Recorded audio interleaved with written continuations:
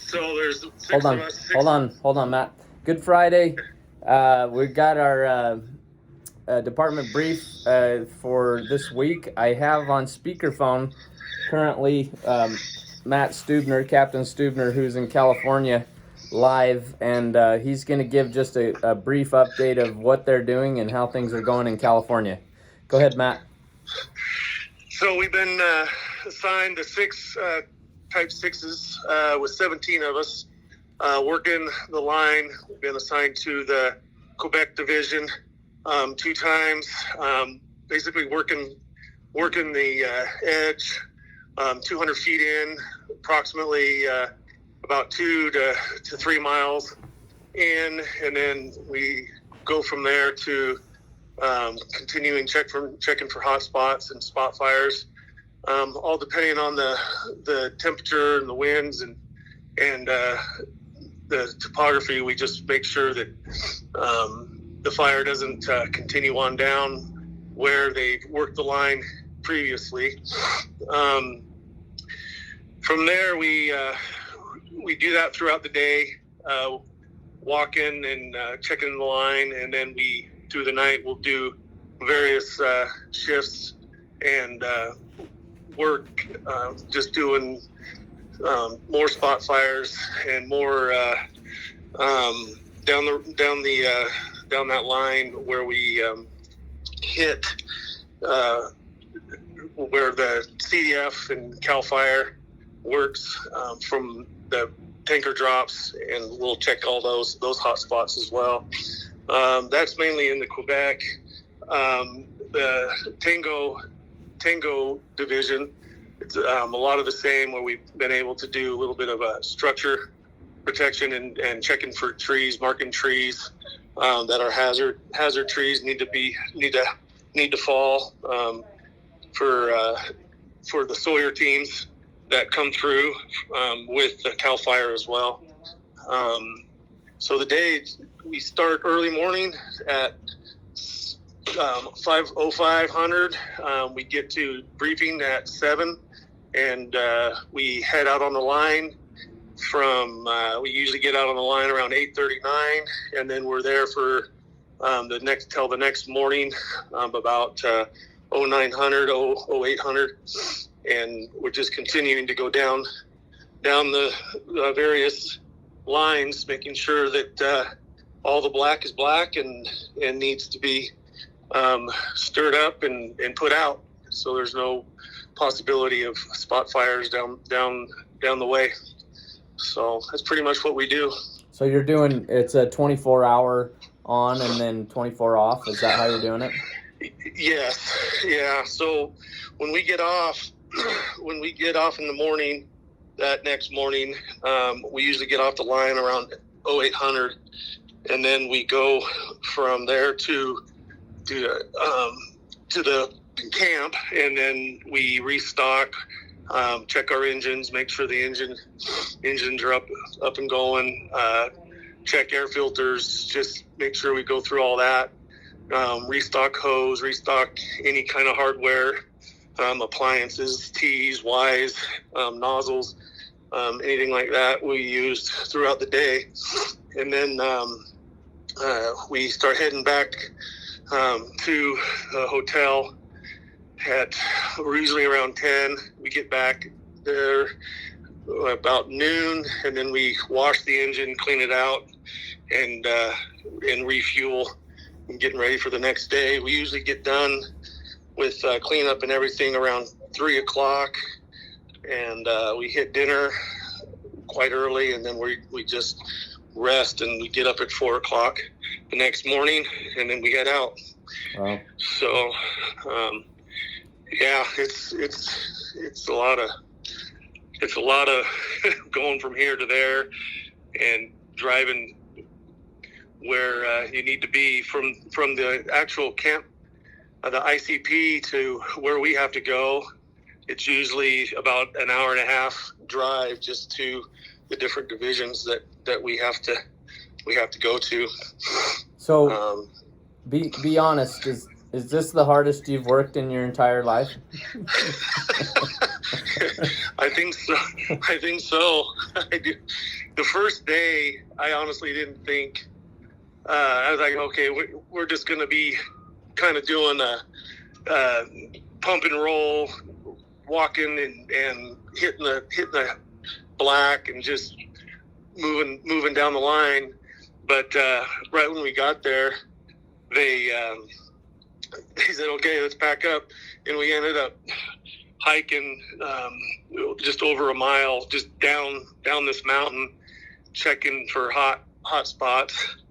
And when those trees, when they burn out the root system, there was 2 to 3 guys that when these trees burn out the root system, they're covered, and when you step, they literally go up to their waist. I mean, it's just, and it's lucky because they're not hot. Luckily they weren't hot, because it's just unbelievable how deep, and you don't think that it's no big deal, but then that root system of this tree that was 300 feet high is completely gone, and then next thing you know, you step in it, and for the most part, there's been a few that you get some heat, but for the most part, we've been really lucky that way.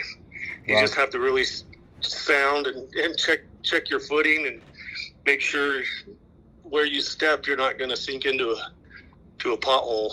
But it's pretty amazing. It's an amazing experience.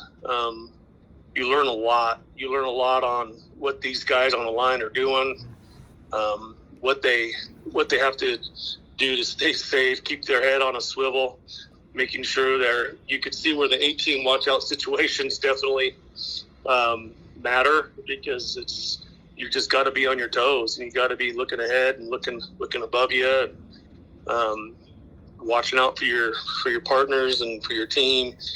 And they take it real serious. And they have to, because it's a pretty crazy environment for sure to see how these different agencies. You have all these different agencies showing up from different parts of the country, and how they get together, and they're based.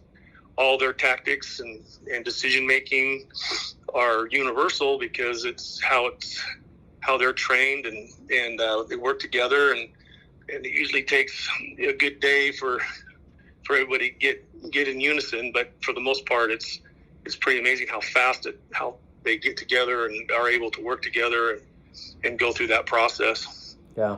But it's neat to see.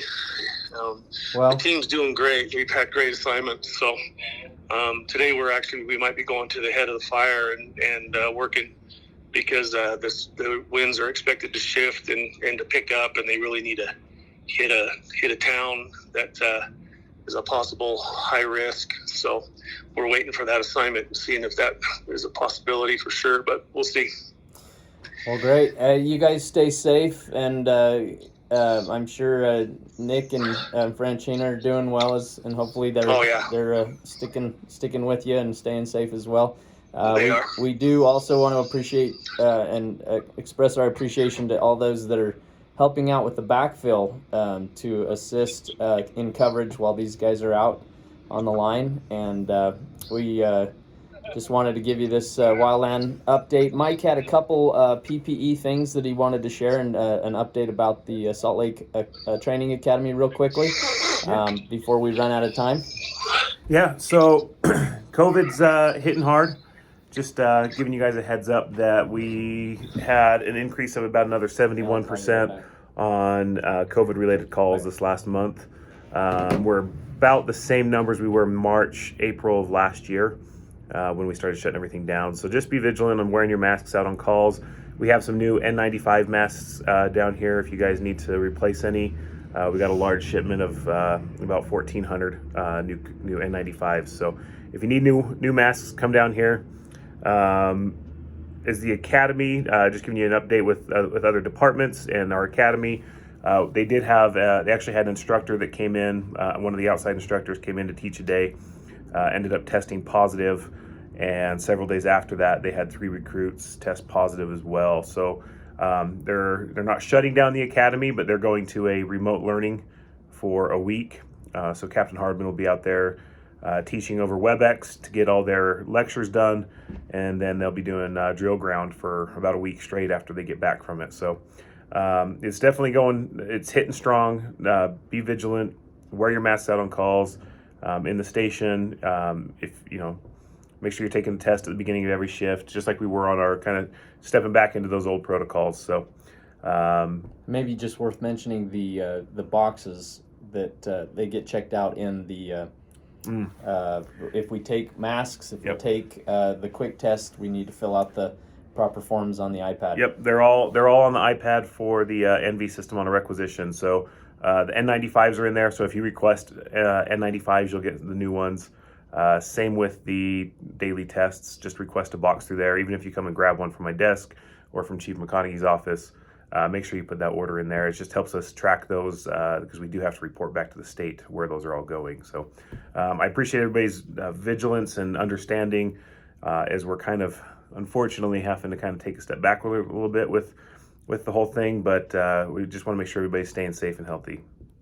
And we do want to thank Brandon for being at the Academy again for his efforts. I've heard really good things about Brady, and he's doing very well in the Academy, and they're excited to have him. We are excited to have him, and looking forward to getting both of them back. And so, anyways, we got people kind of all over doing things in and out of the state, so appreciate all you do, and have a great weekend and an extended long weekend with Labor Day.